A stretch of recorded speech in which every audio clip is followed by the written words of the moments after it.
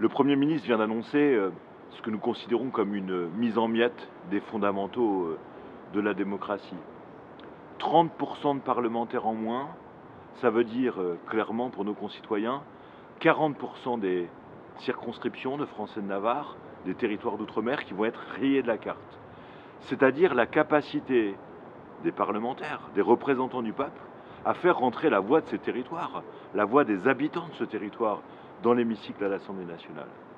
Macron, Édouard Philippe, c'est plus de présidents, moins de parlement et plus de technocrates au service du projet libéral. Ce projet s'inscrit dans une démarche globale qui vise à empêcher les députés du peuple à s'opposer à la loi, à modifier la loi, à enrichir la loi, à faire rentrer les questions hospitalières, l'avenir des EHPAD, la défense du service public.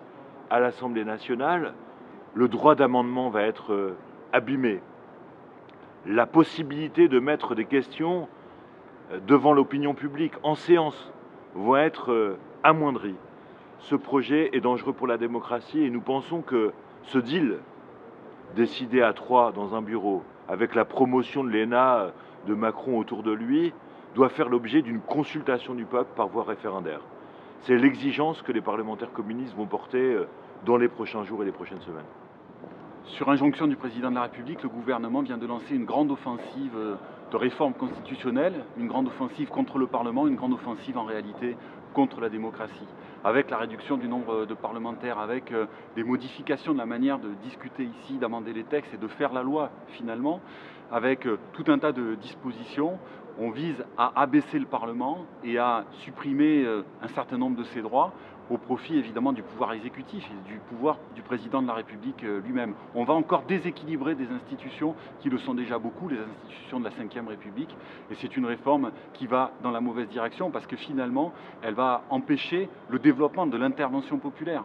En ayant moins de parlementaires à l'Assemblée nationale, c'est aussi moins de parlementaires sur le terrain, en prise avec les réalités, en train de discuter avec les gens, de faire la loi avec les femmes et les hommes de nos territoires. Et ça, c'est un enjeu fondamental.